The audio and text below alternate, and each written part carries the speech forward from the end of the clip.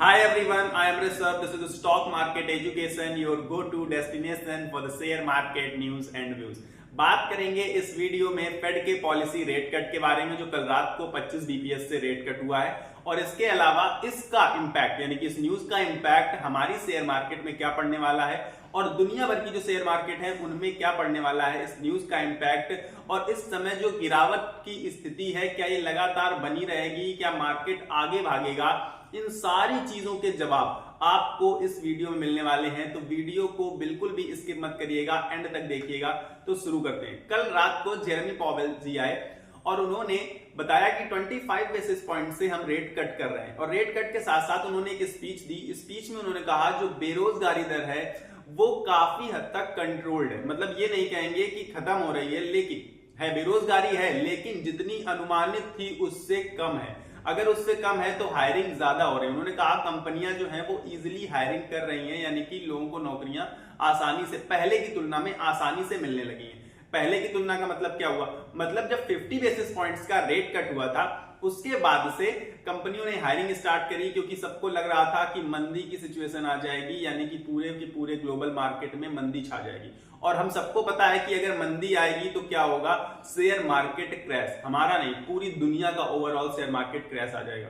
तो उससे बचने के लिए लगातार एक बार 50 बेसिस पॉइंट से रेट कट हुआ, अभी 25 बेसिस पॉइंट से रेट कट हुआ और फिलहाल 4.5 से 4.75 के बीच में परसेंट इतने अभी इंटरेस्ट रेट चल रहा है। तो अब इससे फायदा क्या मिलने वाला है? अमेरिका के बाजारों को तो इससे बहुत अच्छा फायदा मिल सकता है। क्यों मिल सकता है? क्योंकि रेट कट होने का मतलब है और 25 बेसिस पॉइंट का मतलब क्या हुआ कि अभी सिचुएशन जो है वो कंट्रोल्ड सिचुएशन है, यानी कि कोई भी ज्यादा टेंशन की जरूरत नहीं है। पैनिक का माहौल खत्म हो रहा है शेयर मार्केट से।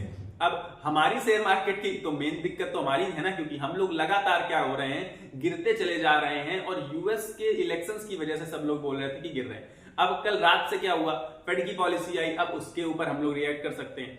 पर आज सुबह, आज जब ये वीडियो रिकॉर्ड हो रहा है तो मार्केट ओपन हो चुका था, तो अभी मार्केट में ऐसा कुछ खास स्पेसिफिक चीज देखने को नहीं मिली, ना भारी गिरावट है ना ही भारी उछाल है, नॉर्मल चल रहा है, मतलब कंसोलिडेशन फेज चल रहा है।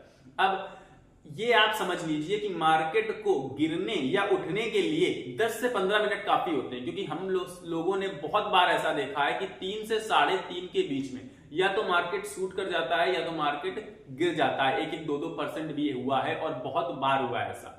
तो इसलिए इस सिचुएशन से बचने के लिए हमें जानना है कि इसका इंपैक्ट भारी पड़ेगा या कुछ खास नहीं पड़ेगा। तो 25 बेसिस पॉइंट से रेट कट से फायदा है। क्या फायदा है कि अब मंदी आने की संभावना अभी फिलहाल नहीं है, आगे आएगी तो उसके बारे में वो लोग अपने हिसाब से डील करेंगे, तो उसके हिसाब से मार्केट इंपैक्ट रिएक्ट करेगा। अब मार्केट की आदत क्या होती है, हमेशा पहले रिएक्शन देने की। तो मार्केट ने लगातार यूएस के आप इलेक्शंस देख रहे थे तो पहले रिएक्ट किया, मार्केट डूबा फिर भागा, तो डोनाल्ड ट्रंप जी वहां पर यूएस के प्रेसिडेंट बन गए। अब इसके बाद से यूएस के मार्केट में लगातार तेजी क्यों? प्रेडिक्टेड था, मतलब पहले से ही लोगों को पता था कि डोनाल्ड ट्रंप जीतने वाले हैं और काफी अच्छे मार्जिन से जीते भी। तो जीतने के बाद यूएस में जो जो कंपनियां थी, मतलब बहुत सारी सेक्टर स्पेसिफिक भी, तो लगातार तेजी बनी हुई है। और खास बात पता है क्या है, आईटी सेक्टर बूस्ट करेगा। आईटी सेक्टर हमारा बूस्ट करेगा। हमारा क्यों बूस्ट करेगा? क्योंकि हम सबको पता है कि यूएस जो है वो बेस है, हब है किस चीज का, आईटी का, सॉफ्टवेयर इंडस्ट्रीज।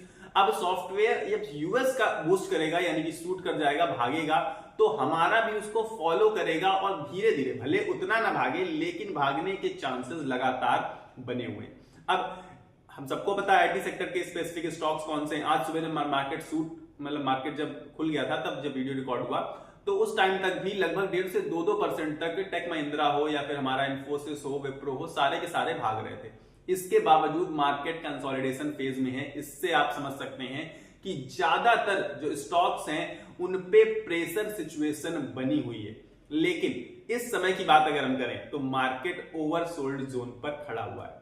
एफआईआईज जो हैं, जो विदेशी इन्वेस्टर्स हैं, बाहरी इन्वेस्टर्स हैं, उन्होंने जो इन्वेस्टमेंट से मतलब बहुत सारा सेलिंग करी, बहुत दमदार सेलिंग करी। अभी मैं आपको बताऊं, अक्टूबर महीने में ही 1 लाख करोड़ से ऊपर की सेलिंग हुई, ये हम सबने सुना।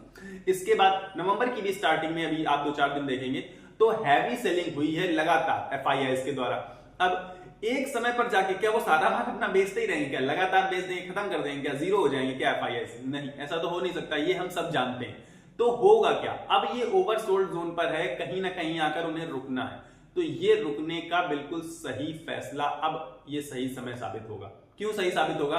क्योंकि मार्केट अपने सपोर्ट जोन पर है, बहुत सारे सपोर्ट ऊपर टूटे हैं, लेकिन फिलहाल मार्केट अपने सपोर्ट जोन पर है और लगातार ऊपर उठने की कोशिश कर रहा है। अब बाधा कौन बना हुआ है? 24,800 तक कोई टेंशन नहीं, 24,800 तक भाग सकती है मार्केट। कल वीकली एक्सपायरी की वजह से शायद नहीं भाग पाई, मार्केट गिरी, लेकिन मार्केट के उठने के चांसेस ज्यादा थे क्योंकि रात में यूएस के मार्केट सूट हुए थे। मार्केट यूएस की बात करें तो कल रात को भी डाउ जोन्स जो था वो फ्लैट था, लेकिन जो हमारा नैस्डैक था वो 1.5 से 2% भागा था। अब ये भाग क्यों नहीं? यूएस के मार्केट लगातार भाग रहे हैं, बाहरी मार्केट्स भाग रहे हैं, लेकिन हमारे मार्केट क्यों नहीं भाग रहे? हमारे मार्केट इसलिए नहीं भाग रहे हैं क्योंकि उनमें एफआईआईज की सेलिंग का प्रेशर है। अब डीआईआई जो हमारे देश के इन्वेस्टर्स हैं बड़े, वो कितना ज्यादा बाइंग कर सकते हैं? अब जितना ज्यादा वो बाइंग कर सकते थे उन्होंने किया, लेकिन फिर भी मार्केट पर प्रेशर बना और मार्केट लगातार धीरे धीरे करके, इसीलिए आप देखेंगे कि जब लोग चिल्ला रहे थे, लोग बता रहे थे कि क्रैश आ जाएगा, क्रैश आ जाएगा, तो वो क्रैश नहीं आया, बल्कि धीरे धीरे करके मार्केट 8 से 9% खिसका, यानी कि अच्छा खासा करेक्शन दिखाया। इसे करेक्शन बोलते हैं। करेक्शन और क्रैश में हम सभी को अंतर पता होगा, ये मैं मान के चलता हूं। तो अच्छा खासा करेक्शन आया, इसके बाद जो बेहतर स्टॉक्स थे, सबने कहा कि बेहतर स्टॉक्स पिक करिए। अब बेहतर स्टॉक्स जब लोग पिक करने गए, यानी कि निफ्टी 50 टॉप 50 कंपनीज हमने अपनी देश की पिक करी, तो आप देखेंगे कि कल के दिन उन्हीं कंपनियों पर लगातार प्रेशर बना हुआ था, जबकि मिड कैप और स्मॉल कैप इतना खास इंपैक्ट उन पर नहीं पड़ा, उन पर सेलिंग का इतना खास प्रेशर नहीं था। क्यों? क्योंकि एफआईआई जो होते हैं, जो बाहरी इन्वेस्टर्स होते हैं, उनका बड़ी कंपनियों में इन्वेस्टमेंट ज्यादा होता है, और जब एफआईआई सेल करेंगे तो निफ्टी 50 यानी कि टॉप 50 कंपनीज पर सेलिंग प्रेशर बना रहेगा। अब टॉप 50 कंपनी में बहुत सारे बैंक्स भी आते हैं, मतलब हालांकि बैंक निफ्टी अलग है, और लेकिन निफ्टी 50 में भी बहुत सारे बैंकिंग सेक्टर्स, मतलब बैंकिंग स्टॉक्स आते हैं जो बैंक सेक्टर के। अब बल्कि मैं कहूंगा टॉप 10 में भी 3-4 बैंक्स आ जाएंगे, लेकिन एक बैंक है जिसने लगातार आउट परफॉर्म किया है। आप अभी भी उसमें देखेंगे कि बहुत पोटेंशियल रखती है वो बैंक है एचडीएफसी और एसबीआई। एचडीएफसी में तो सच में आउट परफॉर्म हुआ है। क्यों हुआ है? क्योंकि लगातार निगेटिव रेटिंग्स के बाद लोग कह रहे थे नहीं गिर जाएगा, लेकिन वो लगातार भागा और 1750-1800 तक लेवल पहुंचा। बहुत अच्छी बात थी। और एसबीआई में भी यही सेम सिचुएशन रही कि एसबीआई में जैसे ही निगेटिव रेटिंग आई, शेयर तुरंत वहां से धड़ाम हुआ, 4-6% गिरा, लेकिन इसके बाद उठ खड़ा हुआ और भागता ही रहा और आज 860-70 के करीब पहुंच गया। अब क्या अभी भी इसमें पोटेंशियल है? बहुत सारे लोग ये जानना चाहते हैं कि क्या अभी ये और भाग सकता है। तो मैं आपको बता दूं कि टारगेट एसबीआई में 1,000 रुपए का है समथिंग, तो आप उसको कंसीडर अभी भी करके चल सकते हैं।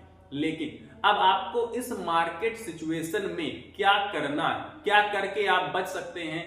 बहुत सारे लोग आपसे ये कहेंगे कि इस मार्केट में आप दूर रहिए, कुछ मत करिए, ताकि आप सिर्फ इसे एनालाइज करिए, देखिए। पर मैं आपको बताऊं मार्केट कैची है। कैची का मतलब आप मार्केट अगर देखेंगे तो मार्केट आपको अपनी तरफ बुला लेगा।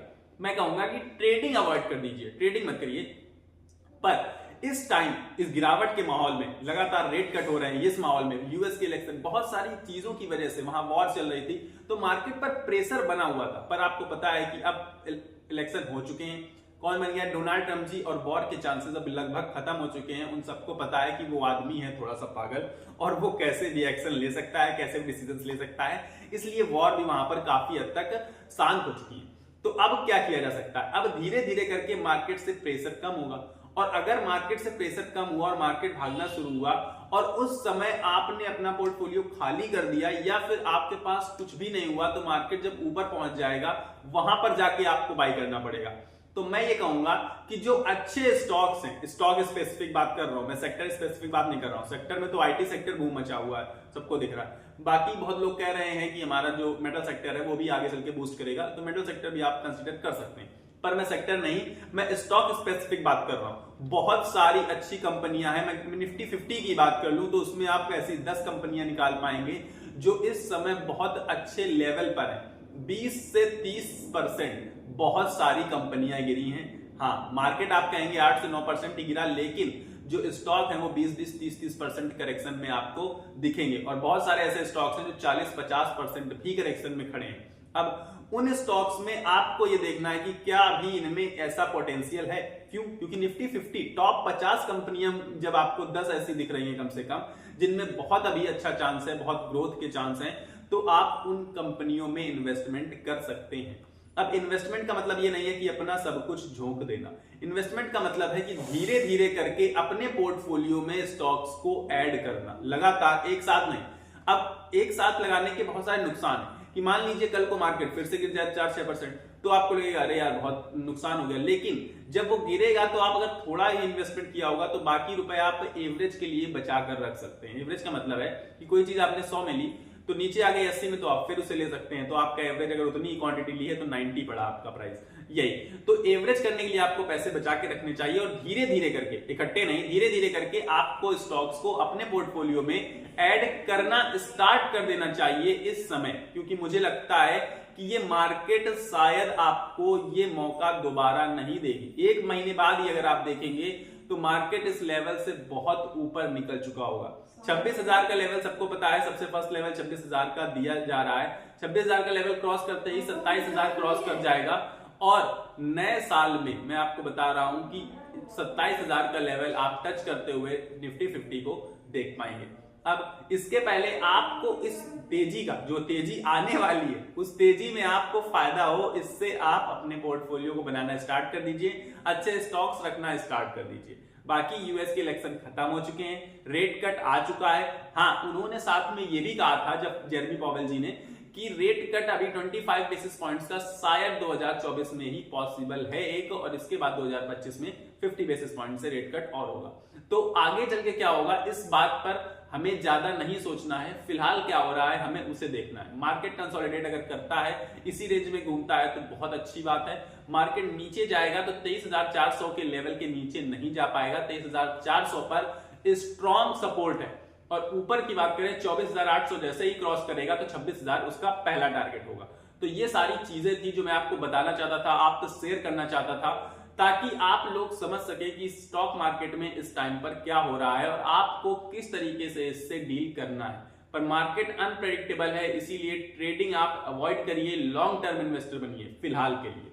आगे क्या होगा, आगे ऐसी न्यूज आती रहेंगी, जैसे जैसे कोई न्यूज आती है मैं उसको कवर करता हूं इस चैनल में, आप सबको पता है, जाके आप चेक कर सकते हैं और मुझसे जुड़ने के लिए चैनल को सब्सक्राइब कर सकते हैं। फिलहाल इस वीडियो मेरे पास इतना ही है, मिल लेंगे अगले वीडियो में। अगर आपको वीडियो पसंद आई है तो लाइक कर दीजिए, चैनल को जरूर से जरूर सब्सक्राइब करके रख लीजिए, क्योंकि वीडियो आते रहेंगे, आपके मतलब का कोई भी वीडियो आ सकता है।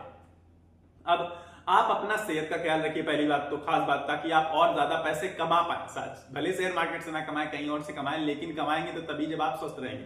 तो मेरे हिसाब से स्वस्थ रहिए, मस्त रहिए और अपना ख्याल रखिए। मिलते हैं अगले वीडियो में। नमस्कार, धन्यवाद।